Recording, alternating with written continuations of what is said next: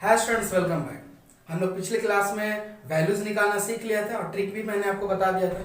इस क्लास में हम लोग कुछ क्वेश्चन सॉल्व करेंगे। ओके, तो देखते हैं कितना क्वेश्चन हो पाती है। चलिए, पहला क्वेश्चन है कि cos 60 degree into cos 30 degree minus sine 60 degree into sine 30 degree. Clear? बहुत इजी है। क्या करना है, जो आपने वैल्यू सीखा था ना निकालने, बस उसे पुट कर देना और कुछ नहीं करना है। ओके, देखिए मैंने पुट करता हूं। cos 60 का वैल्यू क्या होता है, आपने क्या निकाला था, याद होगा? अगर याद नहीं है तो प्लीज याद कर लीजिए आप उसे।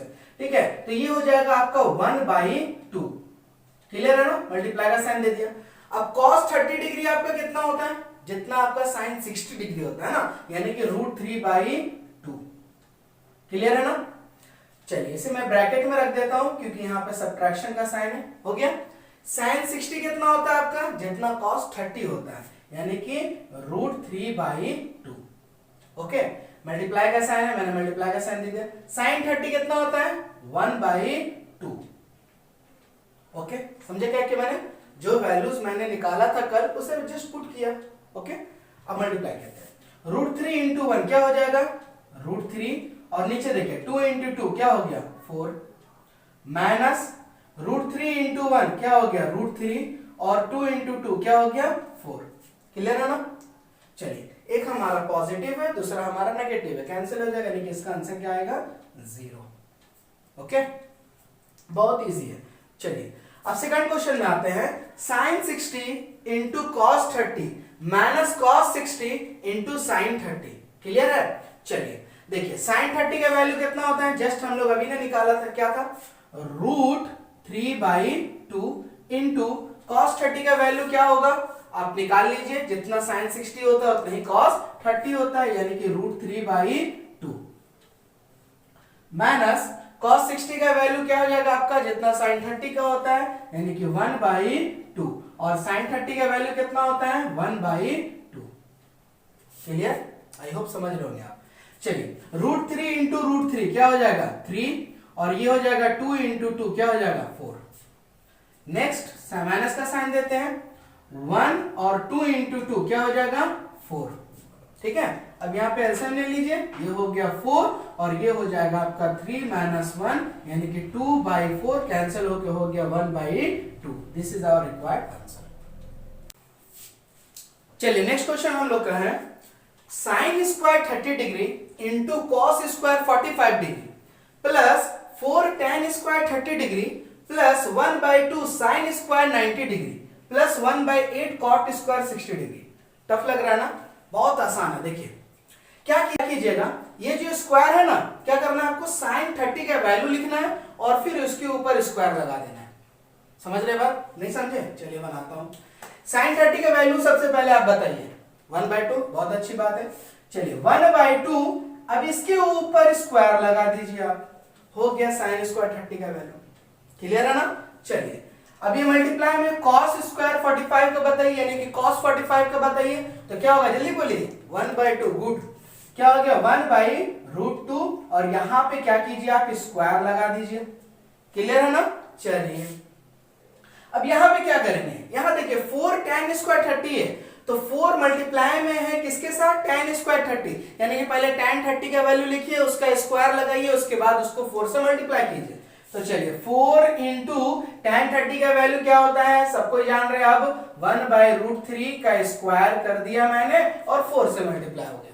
क्लियर है? चलिए, प्लस साइन स्क्वायर 90 का बताइए, यानी कि साइन 90 का बताइए, साइन 90 का वैल्यू 1। बहुत अच्छी है, तो क्या हो गया, 1 का स्क्वायर, चलिए 1 का स्क्वायर लिख देते हैं, है ना, प्लस 1/8।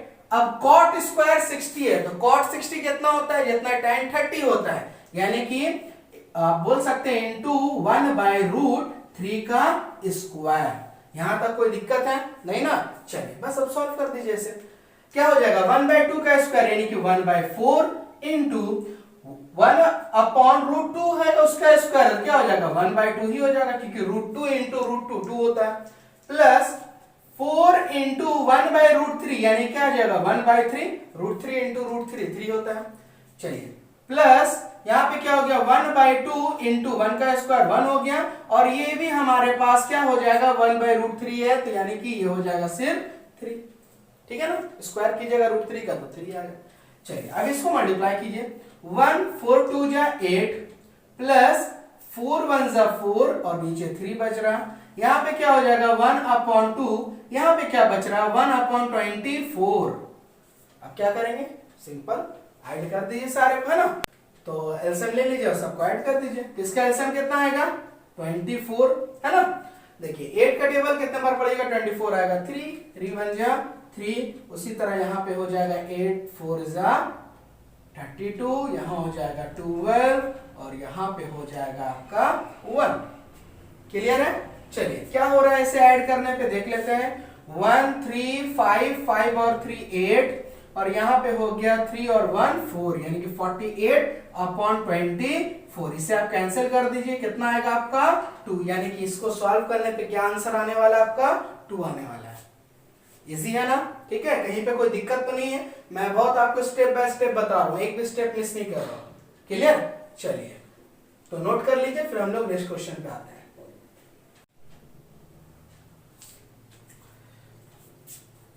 चलिए नेक्स्ट क्वेश्चन हमारा है sin 30 degree upon cos 45 degree plus cot 45 degree upon sec 30 degree minus sin 60 degree upon tan 45 degree plus cos 30 degree upon sin 90 degree.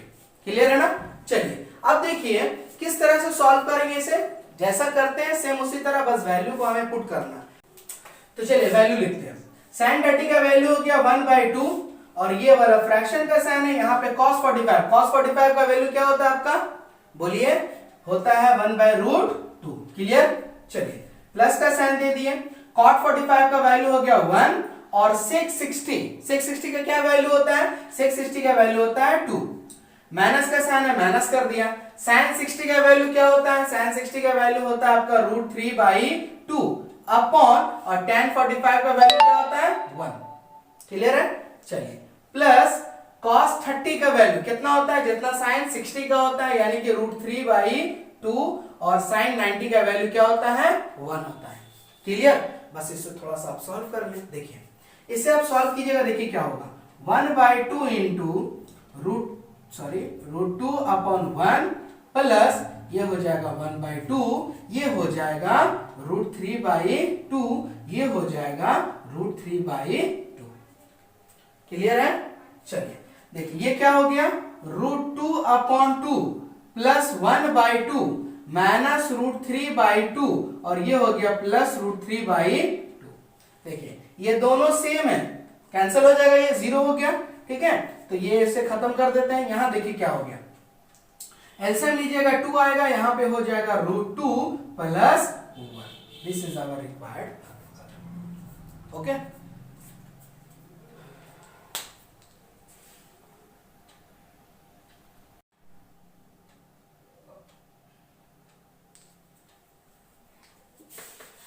थोड़ा बोर्ड गंदा हो गया, चलिए कोई बात नहीं। नेक्स्ट क्वेश्चन है, so that cos 60 degree into cos 30 degree minus sin 60 degree into sin 30 degree is equal to cos 90 degree. Clear. आपको ये शो करना, आपको बताना है कि इतना सॉल्व करने पे ये आ रहा है या नहीं आ रहा। ओके, चलिए करते हैं।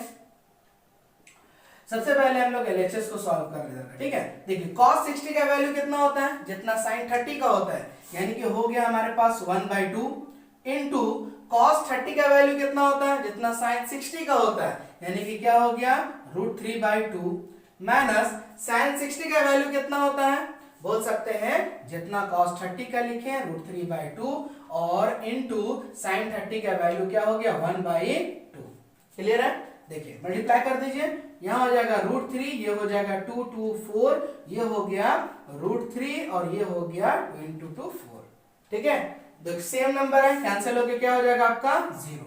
ठीक है, 0 आया। अब देखिए RHS में क्या है हमारे पास, हमारे पास RHS में हमारे पास है cos 90। तो हम लोग नहीं जानते कि cos 90 का वैल्यू क्या होता है, जितना sin 0 का वैल्यू होता है वही cos 90 का होता है, यानी cos 90 का वैल्यू क्या होता है 0। तो LHS और RHS दोनों आपका इक्वल हो गया। क्लियर है।